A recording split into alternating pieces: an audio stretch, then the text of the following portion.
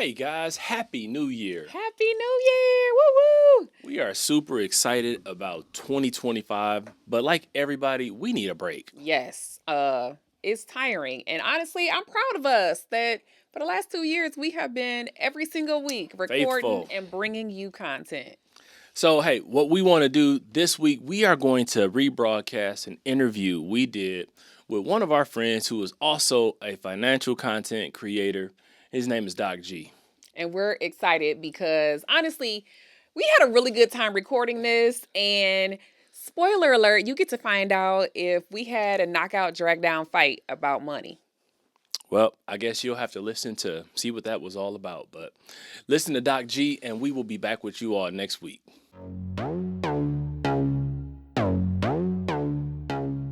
Welcome. This is For Better and Worth, the podcast where we don't believe you have to sacrifice your relationship while you grow and build your net worth. We are your hosts. I'm Chris. And I'm Ericka Young, and we're so glad you're joining us today. All right, y'all, let's get into it. It helps to remember that when you say I do, you are doing it for better and worth.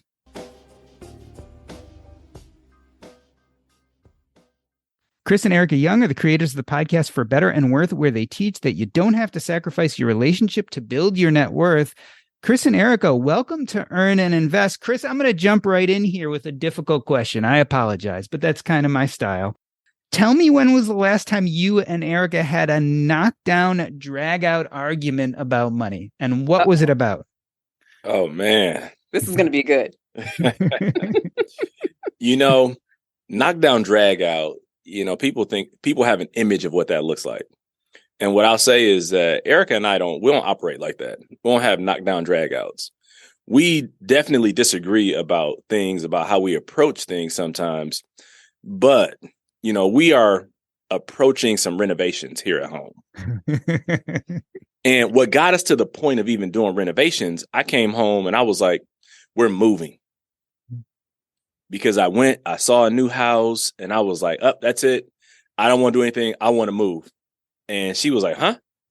And so that really started the conversation, because I was talking about moving and potentially, increasing our mortgage debt when we're close to being paid off with our mortgage, just a little bit to go. And so I had to press pause. And in pressing pause, we started talking about, okay, well, maybe we should just renovate the things that we don't like, and the things that we need to change. And even that conversation wasn't just seamless because, I'm grandiose. I want to do it all. I want to get in there. I want to just, start over. I want to be fresh. And Ericka is like, well, hold on, we need to really consider what we're going to do. And so that's probably one of the most recent things that people would probably consider a knockout, drag out. Yeah, and I think that we were going to have a knockout, drag out if things did not change. Like if he was going to be bulldozing down the path of we're going to move or we're going to do all these things, that would have been challenging. So I'm really thankful that he listened to my point of view and didn't just say, you don't know what you're talking about. We're going to go do this. This house is old. It's time to get something new and fresh. Because I think that's the key in most relationships when you're really discussing intense or, really impactful conversations, that you actually hear one another. You don't listen to speak. You listen to let them know that they have been heard and to understand. And he did that. And then we actually have really been able to have much more fruitful conversations that instead of ones that will actually lead to somebody, knocking them, dragging them out. Pack your bag. We're going. So, Ericka, this is something I feel like we grow into. I'm thinking about Katie and I. We've been married for 23 years. You guys have had kids, in college and through. So you've been married probably a similar amount of time. Talk about how it was when you first met. Were you aligned with money when you started your relationship? We were aligned in that we wanted something different. We had no idea what that looked like. We aligned that we were going to try and figure out how to get out of debt, and we were scared about, how to have money conversations. We really did not want to discuss, how we got to where we were. But the truth is that we handled a lot of the hard and scary parts in premarital counsel before we even, actually tied the knot. And so in that regard, if we were uncomfortable or if there was something that we couldn't handle, we knew before we actually got married, even 6 months before we got married. And so I think that was the one thing that was super helpful, was to do that before we actually said I do. And that's when we actually exchanged credit reports and faced the truth of what we each were bringing to the table in terms of a liability. And then that forced us to have conversations that definitely were uncomfortable, but necessary in the moment. Here's a bit of honesty and a moment of vulnerability. I think when we first started out, because we were young and we weren't set in a particular way of doing things or approaching things, we both had an open mind. And I really believe that when you get older and you get more established and you're in a relationship where you have your money, your house, what you're doing, there's less of that compromise that people are willing to make. And so I found that to be a benefit for Ericka and I, because we were young, both recently out of school, and we were like, look, you don't have a lot, I don't have a lot. You got debt, I've got debt, but we want to go somewhere. And it was that level setting that I believe was a foundational pillar for us that allowed us to set that and then begin to put blocks upon that and build from there. Chris, you make it sound like you both were somewhat of blank canvases, but I imagine too, we carry with us some of those money scripts we got from our parents. Chris, talk to me about the modeling you received from your parents, and maybe Ericka can tell us what she kind of got growing up too. But let's start with you, Chris. I think if you look at my life as a young kid, young man growing up, my life was very similar to the lives of a lot of people out there. I grew up in the inner city of Detroit, a single parent home where my mother was the sole provider, with a father that really was absent and wasn't making contributions to our household. And so what I learned early on from my mom is that she did everything she could to provide the basics, food, clothing, shelter, transportation, and maybe a little bit beyond. And what she taught me is that, look, you better develop a work ethic that will allow you to do the things that you want to do beyond what I'm able to do for you. Did you explicitly talk about money with your mom?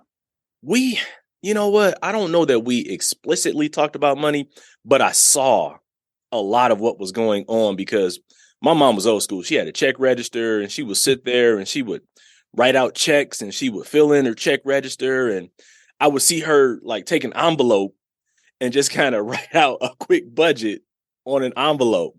Like, here's what has to be paid. Here's what I have coming in. And so that was a rudimentary budget, but all the same, it was a budget. And though she didn't talk about it, I observed it. And I think it's that observation that helped establish some patterns in me that said, okay, well, I see she's trying to, make ends meet, but the ends are getting a little bit longer than the meat. And so then there's sometimes she's like, well, we can't do this or we can't do that. And so I learned how to say yes to what really mattered to me if I was going to ask for something extra versus the things that didn't really matter. So when I came to her and presented her with something, it was something that I was invested in, or it was something that I really wanted to get her buy-in. So it taught me early on how to say yes to this and no to that. And that's where I think a lot of us today, that's where we go wrong, because we want to say yes to everything and make everything matter when only certain things should sometimes matter. Yeah, I think that's really a good point too that you make, that there weren't necessarily conversations about money. I definitely didn't learn that I had to budget or I needed to use a check register because my mother said it. I too lived in a single parent household, and that was not something that we talked about. I think that more and more here recently, this is something that we find that we really need to talk about and discuss. But back in the day, that was just not something. Matter of fact, it was potentially considered rude, unscrupulous. Like, don't go there. These are certain subjects that we don't talk about. We don't talk about sex. We don't talk about money. We definitely don't talk about politics. And now there's so many more platforms to be able to do these things and to learn on your own, the books that you read and podcasts that you might listen to, right? And that is, I think, because the information is so much more widespread, it gives people an outlet and an avenue to do that. But no, I personally did not have these conversations with my mother. I heard more messaging. I heard more, wait till payday. I also heard, we're going to go, shopping on this day, hold off on dining out. We can't go out to eat, make what's in the refrigerator. I heard more of those things where you had to make the adjustments. And I definitely saw my mother very faithfully write down on a little note card. She would always write down what needed to be paid and things like that. I definitely saw her diligence there. And she still to this day does that. She was just with us a month ago, and she was writing out her bills, just making sure, because she was with us for almost 3 weeks. And she just was, doing her little thing with her numbers and writing everything down. And I think that diligence and faithfulness is certainly probably something that I, wanted to take into my life, but I didn't at the time. I certainly didn't realize that was something that was important or a necessary part of financial management, if you will. Growing up, it was stay out of grown folks' business. I find it interesting, actually. I believe, if I've read you both correctly, all three of us were brought up in mother-centered households, which I guess is interesting given the fact that what we're now talking about is communication and money, maybe something that we learned from kind of growing up under those circumstances. So I want to get into this podcast For Better and Worth and about having money conversations with our spouses, our mates, family members, etc. But Chris, I'm going to pick on you a little bit. I know Ericka, right? Earn Investors know Ericka because she's been on the show. She's a financial coach. She's been a creator in this space and a teacher for a long time. Tell us about you, Chris. What are your credentials? Why should we? I know about Ericka. Why should we be listening to you about money and relationships?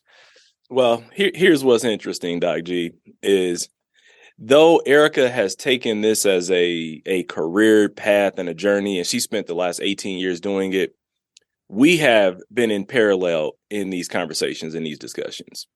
And so we were on the same page about getting out of debt. And I actually helped push her along early on. We got married to get on the journey. And so she almost had to come in alignment with me early on. We had some conversations about, doing something different. Because when we got married, I told Ericka, I said, listen, I really wanted something that was different. And as a couple, I still have it to this day. We've been married. It'll be 25 years this year. And we had a 1-page PowerPoint that we wrote like 10 things down on about what we wanted our future to look like. And that piece of paper is literally 25 years old, and I still have it to this day. And so, I feel like as a husband, part of my role is to help establish vision for my home and for my household. And so we got on the same page and we worked through the plan of getting out of debt, creating generational wealth, doing some different things, and thankful to God that he put us in a position where Ericka could leave her corporate career and then pursue this work full time. Mm-hmm. So now I'm going to drop some credentials on you, Doc G, because I have worked in the corporate arena for 25 years. I have been in, individual contributor, leadership roles, director roles. I've gone to school. I've got an MBA. So, Ericka walked with me through that portion of it. I say she's got an honorary MBA. True. Because that was the toughest time of our life together. But we have not done this individually. Yeah. We have been on this route and we've done this work together. And so we walk the walk and we talk the talk. Yeah, I appreciate that. And you know what? The other thing is, one big piece of credential that Chris has is that in the beginning, I was not on board necessarily with stopping credit card usage. He took the credit cards away from me that I was using as an engineer to go and have lunch with my coworkers on, because what he said was, going into debt or continuing to use debt, continuing to be a consumer in that way is sabotaging our ability to get free of debt. And I didn't see that puzzle piece fitting together. And so he took his own credit cards. He took my credit cards, put them in a bowl, put some water in it, and literally put it in the freezer to keep them away from us as a physical representation of the fact that we're not doing this anymore. And this was before you put all of your credit card information into your Amazon account and all of that. This was, literally an old school tactic that really worked. And I think that determination, that focus, and that vision is what honestly spurred me down the path of really, one, being on the same page, but then also making a career out of it. Yeah, that's what I call freezing your credit. We did it ourselves. They didn't do it. We did it ourselves. Absolutely. But I also think that, people enter marriage with misconceptions because they don't enter marriages or relationships with the intent of helping to always support the other. People want to push their own agendas forward, and I could have easily said, well, I helped start this. I got Ericka on the pathway. That's just not my character because this is my partner. And I have respect for her. I value her input. I value what she brings to the table.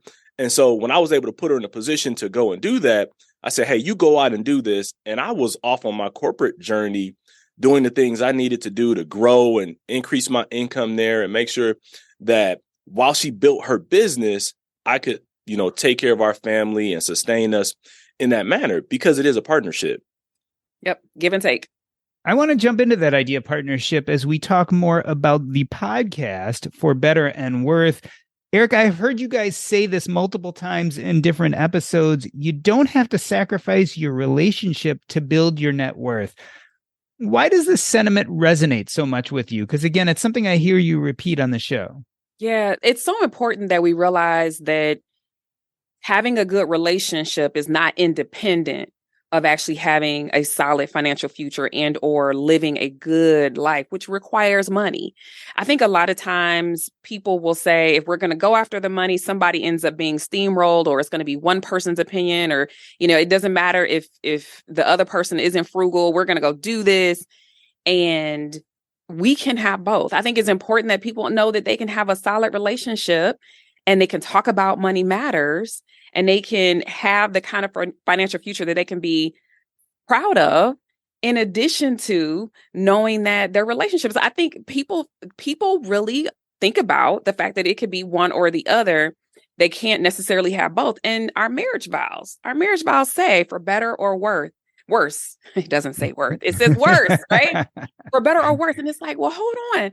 I know that there will be bad times. I know that everything isn't going to be perfect. I get all that, but I am not only committed to you, I am also committed to leaving a legacy. I am not only committed to helping us both succeed today, I'm committed to a long-term future. And so it can be both, for better and worth.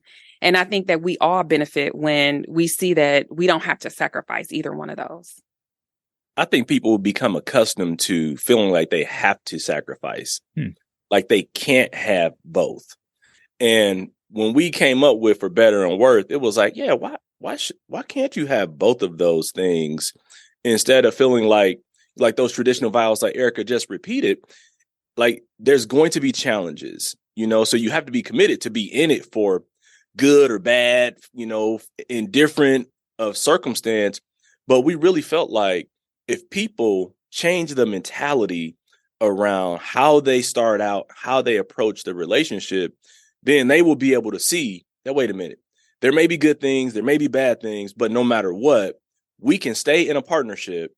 No one person is going to dictate how we move or what we do, because if there's one income earner that's higher than the other, they feel free to go and spend and do whatever they want without being accountable to someone else. And so we want people to realize that, hey, if you take into account that you're committed to having a relationship where we grow together, because as you get older, people change, but you have to adjust and adapt, and you stay committed to growing together. You can work at the relationship piece of it, and you can work at eliminating debt, getting your credit built in the way that's going to be beneficial, and you can work at creating a net worth. And that's why we just want to do this podcast, because we want people to learn from some of our mistakes, some of the stupid things that we've done, and they don't have to do, and we can continue to, I look over, I still say, hey, I love you. And I like you. And I would also say, I feel like there's so many examples of people who haven't stood the test of time. And I'm not saying that we're perfect or anything like that, but it's really easy to look for those examples of people who haven't been able to make it, the 25 years. And we tend to have this detrimental attitude like, well, hey, if we get there, and I'm like, you just have to be very intentional, right? You have to be intentional. You have to be committed to that person, committed to the future, and don't look for perfection. We're just looking for progress over perfection, because is this thing perfect? No, but are we progressing? Absolutely. Do things get better in certain areas every day? Absolutely. And do we trip over ourselves? Sure, because everybody does. And I think that just knowing that the journey can be beautiful in addition to the destination, that's what it's all about. Ericka, I want to talk about how we do trip over ourselves. There are some major hurdles young couples face that really kind of speaks to building and growing your relationship together. I guess the first is debt. Tell me a little about your debt story, and how does debt get in the way of kind of making the relationship work? Yeah. My debt story obviously includes Chris. I mean, we both came into our relationship with student loan debt, car debt, credit card debt, totaled in, walking down the aisle. We had about $60,000 in debt, and then we got pregnant pretty quickly with our first child, and then had our second. And over the course of the first 5 years of our marriage itself, we had to pay off $90,000 in debt between all of those items, half of which was our student loans. And then, the bulk of the rest of that was also, some car debt. And I think that that's normal for a lot of people. They can't even see their life without a car payment. First of all, they can't see that it's possible to own a vehicle outright. For a lot of people, they don't understand what it's like to not use other people's money in terms of credit card usage. And the way that we spend our credit limits and what we're purchasing and things like that can be sources of contention. Not to mention the fact that everybody believes that it's just simply normal to have a student loan. And so these things are compounded and it adds up. And so we were above average back then. Like, people didn't have $90,000 in debt back in the day. Today, it's easy to have $90,000 in student loan debt all by itself, because we've normalized the fact that debt usage is just something that people always have. The problem comes when we are, as couples, spending behind one another's backs. We don't have a game plan, and we're spiraling, because a lot of times if we do nothing, we'll continue to just go into debt, because you have to really play solid defense in order to get out of debt. You can't wander out of debt. And so it causes stress. Can I make this payment? Oh no, this came out sooner than we thought. We're overdrafted. And then these people are making $100,000. They're making good money, 6-figure incomes, and overdrafting accounts because they're not clear. They don't have a budget. They are not understanding how much their, credit card debt or student loan debt total to. They're assuming that a car payment will always be a part of their life, and they're meandering through life with no game plan. And if you do that, one, you can't tell me that that's not stressful. It absolutely weighs on you to know that you have payments. And ours in total at one point was about $1,200 a month. That's not something that you can miss, right? And we started dreaming about, what could we do with $1,200 a month? Literally, what could change if we had that back into our pocket? What would be different if we weren't putting out a few $100s a month in interest payments, right? When you start thinking like that, you're like, wait a minute, $1,200 is a significant sum today. Even back in the day, that was, a significant sum. And so when you start thinking about what's possible, then it just gets exciting. Like, it's like, wait a minute, I can invest this, or we can go take a trip. I mean, that's over $10,000 a year. Come on, that's almost $15,000 a year that you can put towards something. And even if you don't invest at all, like, that's a $5,000 vacation and $10,000 for, retirement. How could your future be different if that's what you did, if you made those changes? And I think we just miss that dreaming part, and we end up getting stuck. Young people end up getting really stuck in building their family, having a career, and they don't slow down enough to pay attention to what is this costing them today and in their future. Look, Doc G, I think some people could say you guys were naive going into this because we were two young people growing up in the city of Detroit, and we had a great opportunity that was presented, which we didn't know it was a great opportunity at the time, but we got to move, and we moved to Phoenix, Arizona. And anybody who's been to Phoenix, they talk about how pretty it is, how blue the skies are and white the clouds are. I think that created an environment for us to begin to daydream. Because it's easy to daydream when you're outside and things are beautiful and the sun is shining on your face. And it just created daydreamers in us that translated into how we chose to do life. And in doing that, we knew what we had and where we were starting wouldn't get us where we wanted to go. And so we knew that we had to put some things in place that were going to be different to get a different outcome. It's that classic thing, do the same thing and expect a different result. And that's the definition of insanity. Mm-hmm. And we knew that we weren't going to be two crazy people running around. Right. We were going to be some people who impacted our lives and took it in a direction that was going to create that dream that we were creating for ourselves. Chris, what happens when you're dreaming in opposite directions? I mean, you guys seem pretty aligned, but there are some couples who are polar opposites. Like one likes to spend and one likes to save. One likes to go out, one likes to stay in. How do couples talk through those kind of scenarios? I think you're going to have couples that are always on different spectrums, and in understanding one another, where your strengths are, where your partner's weaknesses are. And sometimes you have got to give on your account. Compromise is a real thing. Mm-hmm. It has to be compromise with a capital C and not compromise with a small c, because you have to make it important. And when you have things that are important, you put a little more emphasis on those things. And if Ericka was one who, didn't want to get on board, I've got to try and meet her where she is and not try and force feed her or force her to my position. And so any couple that's out there that's listening to this and they're like, well, this sounds like, this can't work for me. It can work for anybody who chooses to apply it, who chooses to do it. Anything worth having is worth working hard for. And so sometimes it's going to be easy and sometimes it's going to be tough. And so you determining how to help move your partner or your spouse to that middle position, it may be just you compromising and not them compromising, but it helps them move to that position. And when they see what you're doing, if they're really committed to the relationship and they're in tune with you, they say, well, okay, well, they made this concession. Maybe I can make a concession and hear what they're saying. And then they listen to it with a different ear. They see it with a different eye. Then they start to make a compromise. And then next thing you know, they're on the same path doing the same thing.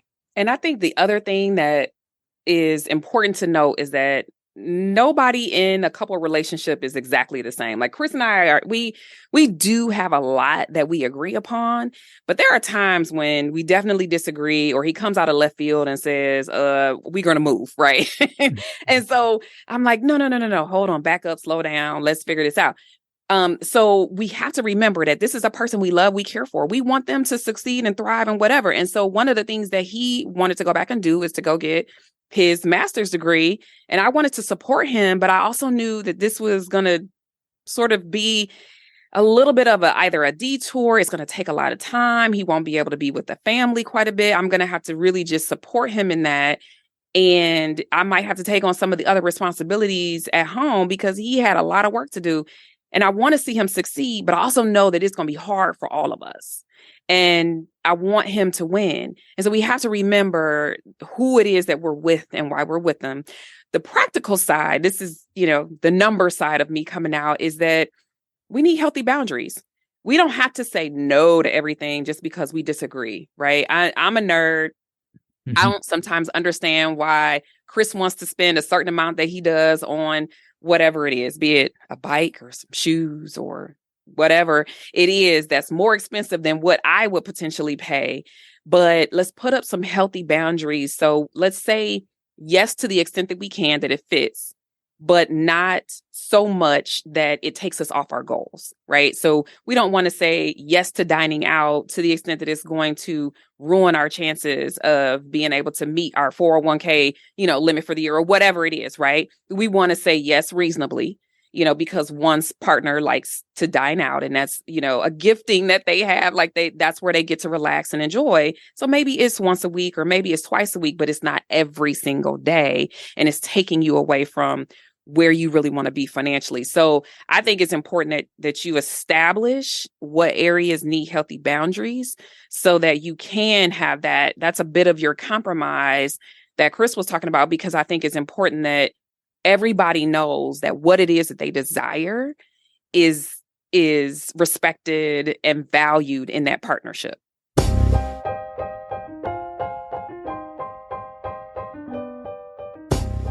We are talking to Chris and Ericka Young. They have been married for 25 years and are the creators of the podcast For Better and Worth. We are going to take a short break. I'm Doc G, and this is the Earn and Invest podcast.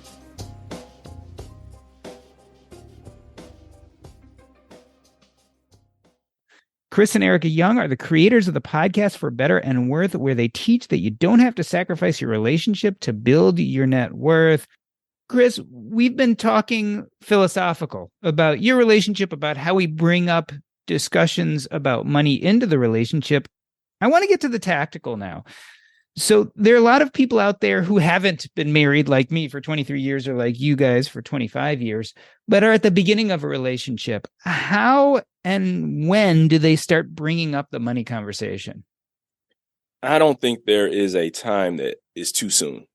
If you're in a dating situation before you get married, you have to have some fundamental conversations during that, like how you're going to date. Is someone going to pay, all the time? Are we going to go Dutch? I mean, that's a financial conversation that shows kind of philosophically how you're going to approach things. Because if I, as a man, if Ericka was always like, well, I expect you to pay for everything all the time. And, my money is my money. That tells me a lot about her mentality. And so I think early on, you have to start having some of those conversations. And when you reach a point where, this isn't just, us figuring each other out, but there's more to this, I think you have to sit down and say, okay, I think this is going somewhere. I want to check in with you and let's start talking about some of the tough things just to get it on the table and kind of get it out the way. People beat around the bush too much.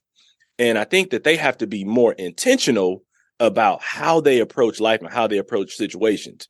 And it can sound philosophical, but I think if people really approached it from a mindset that, okay, I want to be proactive. That's what I think people have to do, is be proactive. And if you start having that conversation early on, then you can say, okay, well, it's personal for me to tell you, how much money I make right now or what my credit looks like.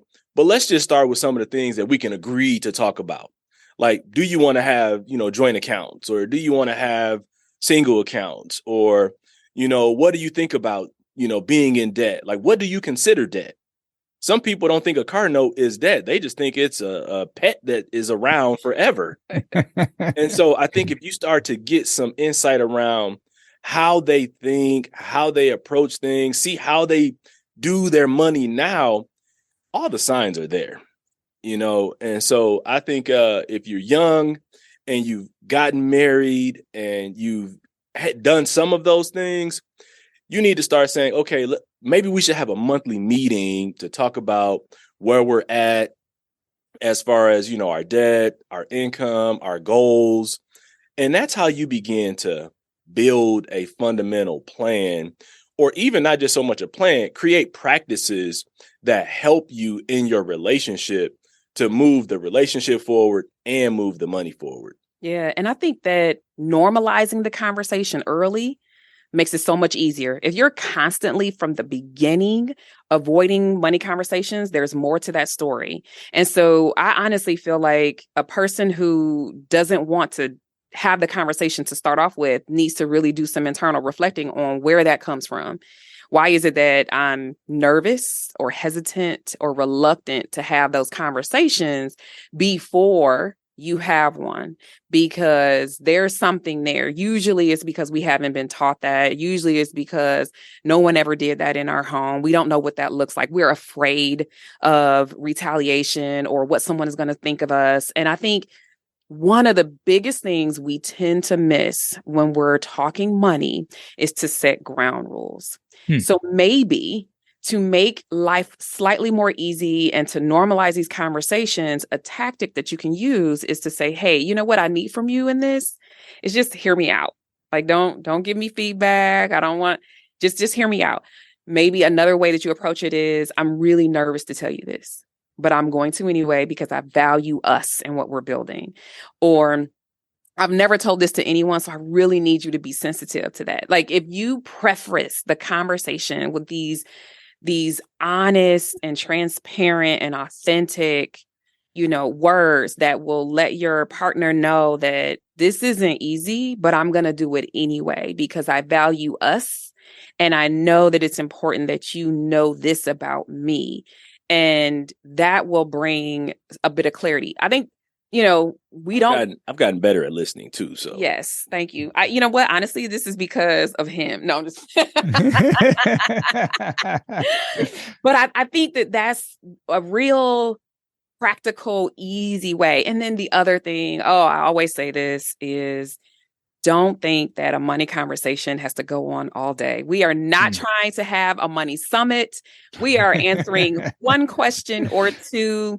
We are setting a little bit of a mood, and we're just going to let this be 15 to 20 minutes, and then we move on, because inevitably somebody is not going to want to be here all day. This is not going to be productive. You're going to be repeating yourself or overwhelming somebody, and then you won't want to come back next week for another convo. Look, I don't want anyone to think that Ericka and I have all this figured out.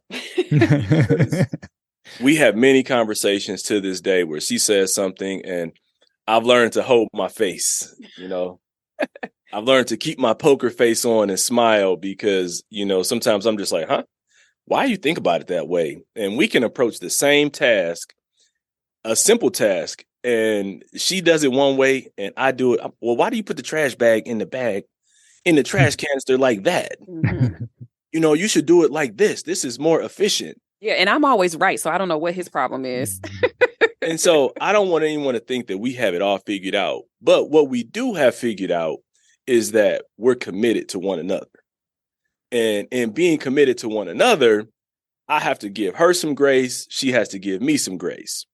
And then that allows us to create an environment that we can do other things and talk and, want to still spend time with one another and not let money be a big division. What I hear you saying, Chris, is that no matter how perfect you are, and you guys certainly have the picture of perfect from my eyes, but no matter how perfect we are, right, there's bound to be some disagreements. Unfortunately, money fights exist and they're common in relationships. I guess it begs the question, how do we fight fair? Like, how do we do this in a healthy manner? Because there are going to be disagreements. Ericka mentioned setting ground rules, right? Things like that. So there's some things out there. What else can we do to make sure that we are fair to our partner, even if we're disagreeing? Ericka and I have created what we just call a reset. And I think every couple, listen to me, every couple should create their own reset. And it has to be something that's just ridiculous. Like Ericka and I, when we are about to go off the rails and things are getting, where we're going to start, fighting unfair, taking shots, we reintroduce ourselves to one another. We're like, hi, I'm Chris. And I'm Ericka. And we just shake hands and we know that, okay, it's serious now. Right, because it's ridiculous that we would reintroduce ourselves to one another because we clearly know each other well, but we're not behaving like we know who the other person is. Exactly. And so with that reset, then we say, okay, we both take a breath and then we say, okay, what's really going on? What's behind the way you're acting or behaving, or what's behind you feeling the way you're feeling? And so I think if couples take a reset when things are about to go, you're dropping nuclear bombs and you're talking about people's mamas and, it's like, okay, don't talk about my mama because, Big Mary didn't play. Right. Right. And I think the other thing is, in the moment, if someone is getting testy, their voice is raising, they're getting heated, most of the time is because they don't feel heard. They're getting louder because they don't feel heard. They're getting emotional because they don't feel heard.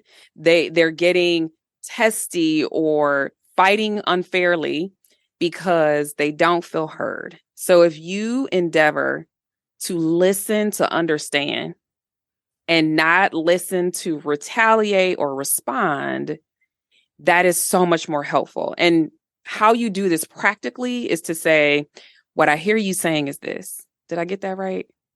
Or I think I got it.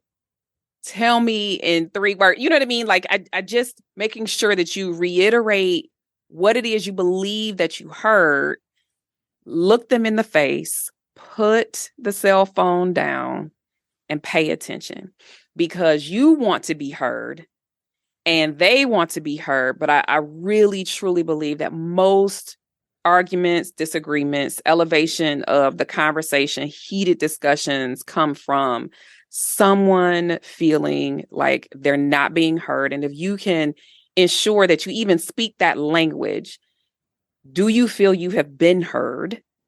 Did I hear you correctly? Those kinds of things will bring to light whether or not there's truth. And then, the other thing is, sometimes I have to say, is this a good time?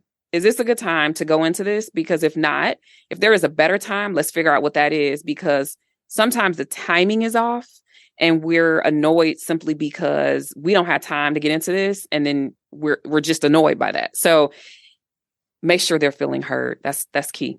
I played sports in high school and my early years of college, and I was on a team and we all had the same goal. It was the other team that was my enemy. Mm-hmm. And I think in relationships, the person that's sitting across the table from you is not your enemy. And so we said this on our podcast recently, that you've got to, when I'm playing offense, she has to be playing offense. When I'm playing defense, she has to be playing defense. It's not I'm playing offense and you're playing defense because we're in opposition. And you have to remember that, okay, even if you just tell yourself same team, because same team is indicating that we're on the same page. We want the same goals. We want the same outcome.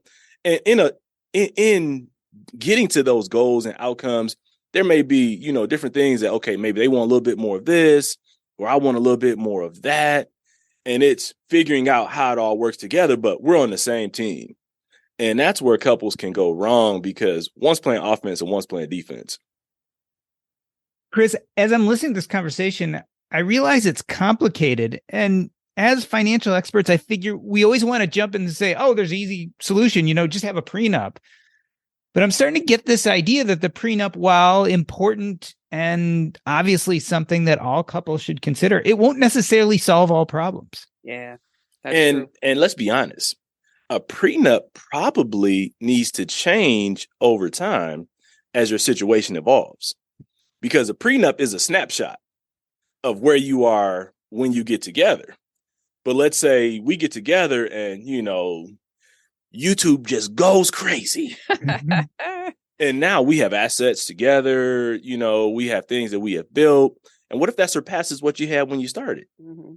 Then you have to consider changing things. And it is very complicated. Mm-hmm. People overcomplicate it sometimes, and they can oversimplify it.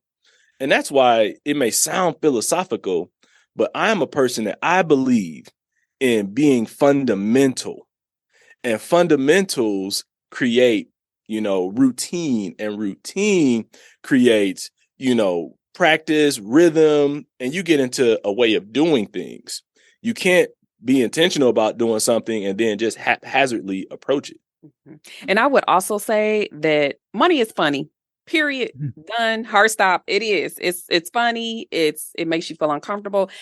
Here recently, we've been doing this together, doing life together for a long time, and we have achieved, a level of financial success in our book, how we define it.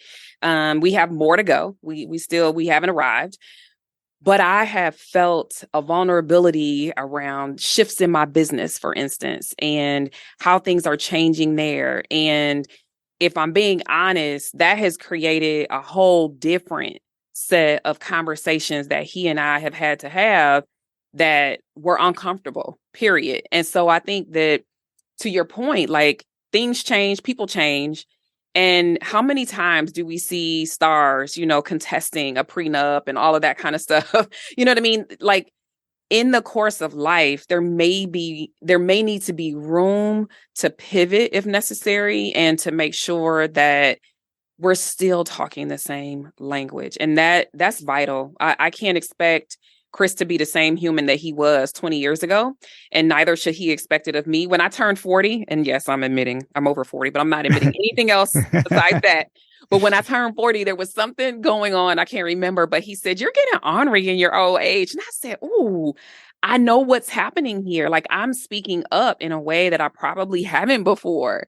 And I'm saying things that I probably wouldn't have allowed myself to do, because I'm like, I'm grown now." Like, there was something in me that a switch that flipped. And so he had to adjust to the new Ericka, who was just a bit more vocal, if you will. Right. And I think, and I liked her. I liked that newer, improved version of her. And I think that that person is who is allowing me to shift in business and show up in new ways, and even do this podcast. I avoided podcasting for a long time. I actually was a guest on yours and on others for many years, because I avoided taking ownership of it. I just wanted to have conversations with other people. But I just think this new Ericka is a person who was like, okay, I can put myself out here and not just allow someone else to lead that conversation. So I think, that part of building the relationship is also important, to know that you shouldn't expect yourself or your partner to be the exact same 20 years later.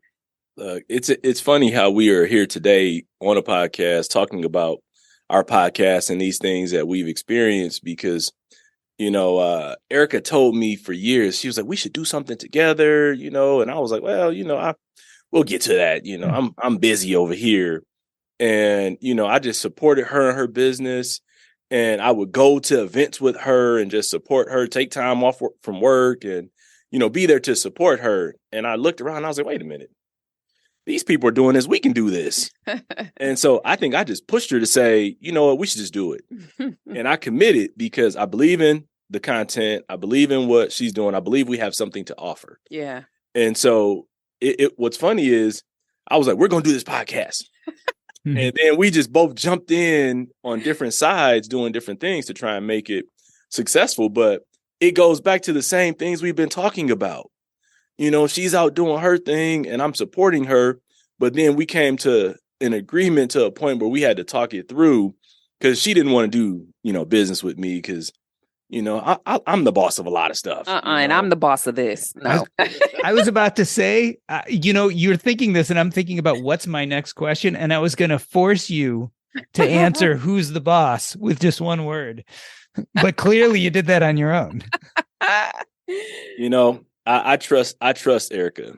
And so I can follow her lead in things that she does extremely well, and be humble and be supportive and not feel like I've been diminished at all. Mm-hmm. And I think that's important. We don't diminish one another. I think maybe that can sum it up, Doc G. Like, don't diminish your partner. Don't diminish what they say. Don't diminish their dreams and their hopes. Let's figure out how to do this thing together, because we can. We're both good at different things. And when it comes to like just the podcast, there are things that I am really good at that Ericka has zero interest in doing, but they are very important things that have to be done. Facts. And so I'm like, oh, I've got this, because this is my lane. This is my wheelhouse. You do those things that, are your lane, your wheelhouse, then we can do them together. And it's not diminishing either of us. We're just like, okay, let's capitalize on our strengths. Yeah. Then we can succeed. Ericka, it sounds like what we're really talking about for Better and Worth, these are a series of money conversations, but what you guys are really talking about is couples therapy, right? Well, unofficially, let's put the disclaimer out there and say, of course. We are not licensed or trained to help you on your relationship, but those benefits will be seen. So listen in. And I'll say that it's really important to talk about how you move through a relationship if you're going to talk about how you move through money, because the two go hand in hand. I feel like they're synonymous. They're one and the same. You really can't do one without the other and be effective. Mm-hmm. And so that's why on the podcast, we share our real world life experiences that we've lived. And nobody can deny those lived experiences because there were two people that were there that saw it, that went through it.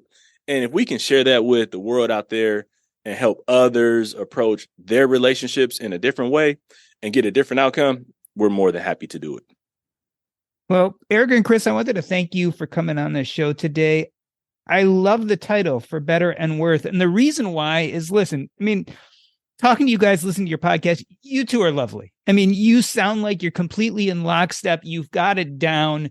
You know each other and you know what you're talking about. But I love this idea of for better and worth because it really points to the idea that this is work, right? This is grinding it out, working as a team, not giving up, not just walking away angry, but saying, look, we are in this together. And I think if you can look at your money and your relationship in this manner, you're ultimately going to be successful. Thank you for spending some of your time with us today. We appreciate all of your support. So be sure to subscribe, rate, and review us wherever you listen to this podcast. You can find us on Instagram at For Better and Worth. And sign up to receive our free guide, The 7 Reasons Your Money Relationship Isn't Working with Your Partner, on forbetterandworth.com. Until next time, we're out of here.